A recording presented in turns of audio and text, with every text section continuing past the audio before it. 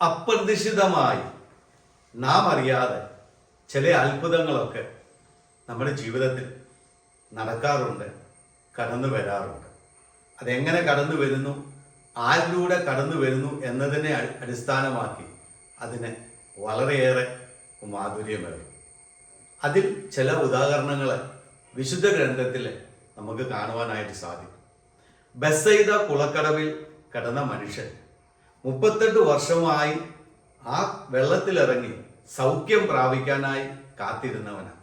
എന്നാൽ അവൻ്റെ ജീവിതത്തിൽ അപ്രതീക്ഷിതമായി ഒരു അത്ഭുതം നടക്കുകയാണ്. അവൻ പ്രതീക്ഷിച്ചതിനും ഒത്തിരിയേറെ വിപരീതമായി ക്രിസ്തു അവൻ്റെ ജീവിതത്തിൽ ഇടപെടുന്നതായി നമുക്കവിടെ കാണുവാനായിട്ട് സാധിക്കും. ഒരു നിമിഷം കൊണ്ട് 38 വർഷമായി അവൻ കാത്തിരുന്നത് അവൻ്റെ ജീവിതത്തിൽ സംഭവിക്കുന്നതാണ് അവിടെ നമ്മൾ കാണുന്നത്.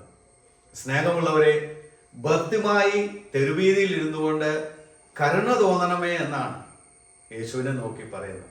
എന്നാൽ അവൻ്റെ ജീവിതം മുഴുവൻ ആ ഒരു ഒറ്റ നിമിഷം കൊണ്ട് മാറ്റിമറിക്കപ്പെടുകയാണ്. അപ്രതീക്ഷിതമായി അവൻ്റെ ജീവിതത്തിൽ സംഭവിക്കുക. യേശുവിനെ കാണാനുള്ള ആഗ്രഹത്തിന് മരത്തിൻ്റെ മുകളിൽ കയറി കാത്തിരുന്നു സക്കേവൂസ്. എന്നാൽ അവൻ്റെ ജീവിതത്തിൽ അവൻ പ്രതീക്ഷിച്ചതിലും അപ്രതീക്ഷിതമായി വലിയൊരു സംഭവം അവിടെ നടക്കുന്നത്. രക്തസ്രാവക്കാരി സ്ത്രീ വസ്ത്രത്തിൽ ഒന്ന് തൊട്ടാൽ മതി എന്ന് വിചാരിച്ച മുന്നോട്ട് പോയത്. എന്നാൽ അവളുടെ ജീവിതത്തിൽ അവൾ ചിന്തിച്ചതിനും വിചാരിച്ചതിനും ഒക്കെ അപ്പുറമാണ് അവിടെ സംഭവിക്കുന്നത്. ദേവാലയ കവാടത്തിൽ ഇരുന്ന യാചകൻ പത്രോസിനെയും യോഹന്നാനെയും നോക്കിയപ്പോൾ അവൻ ഒരിക്കലും പ്രതീക്ഷിച്ചില്ല അവരുടെ കയ്യിൽ നിന്ന് കിട്ടാൻ പോകുന്നത് അവൻ്റെ ജീവിതം തന്നെയാണ് എന്ന്.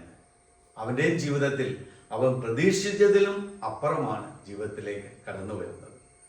എന്നെ കേൾക്കുന്ന സ്നേഹമുള്ളവരെ, ഇവരുടെ എല്ലാം ജീവിതം നമ്മൾ പരിശോധിച്ച് നോക്കിയാൽ ഇവരെല്ലാം കാത്തിരുന്നവരാണ്.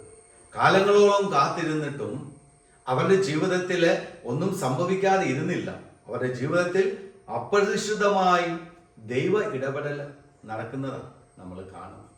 ജീവിതത്തിൽ എപ്പോഴൊക്കെ ദൈവസന്നിധിയിൽ കാത്തിരുന്നിട്ടുണ്ടോ അവരൊക്കെ അനുഗ്രഹിക്കപ്പെട്ടിട്ടുണ്ട്. ഇന്ന് നിങ്ങൾ പ്രാർത്ഥിച്ച വിഷയം നടന്നില്ല എന്ന് വിചാരിച്ച് നിങ്ങൾ ഒരിക്കലും നിരാശരായി പോകരുത്, മടുത്തു പോകരുത്. അപ്രതീക്ഷിതമായി എപ്പോഴാണ് അവൻ്റെ ഇടപെടലുകൾ നിങ്ങളുടെ ജീവിതത്തിൽ ഉണ്ടാകുന്നതെന്ന് നിങ്ങൾക്ക് ഒരിക്കലും ചിന്തിക്കാൻ സാധിക്കുകയില്ല. അതുകൊണ്ട് ജീവിതത്തിൽ ഒരിക്കലും പ്രാർത്ഥന മടുത്തു പോകല്ലേ, വിശ്വാസത്തിൽ തണുത്തു പോകല്ലേ, പ്രത്യാശയും പ്രതീക്ഷയും ഉള്ളവരായി തീരുക. ഒരു ദിവസം അപ്രതീക്ഷിതമായി നിങ്ങളുടെയും ജീവിതത്തിൽ ദൈവം കടന്നു വരും. അപ്പോൾ ആരുടെ ജീവിതത്തിലാണ് ദൈവം കടന്നു വന്നിട്ടുള്ളത്? പ്രതീക്ഷയോടെ, വിശ്വാസത്തോടെ, പ്രത്യാശയോടെ ലഭിക്കുമെന്ന് ഉറപ്പോടെ കാത്തിരുന്ന വ്യക്തികളുടെ ജീവിതത്തിൽ. കാത്തിരിക്കാൻ നിങ്ങളും തയ്യാറാണെങ്കിൽ ഇന്നല്ലെങ്കിൽ നാളെ അപ്രതീക്ഷിതമായി ഒരത്ഭുതം നിങ്ങളുടെയും ജീവിതത്തിൽ സംഭവിക്കും. ദൈവം നിങ്ങളെ അനുഗ്രഹിക്കട്ടെ.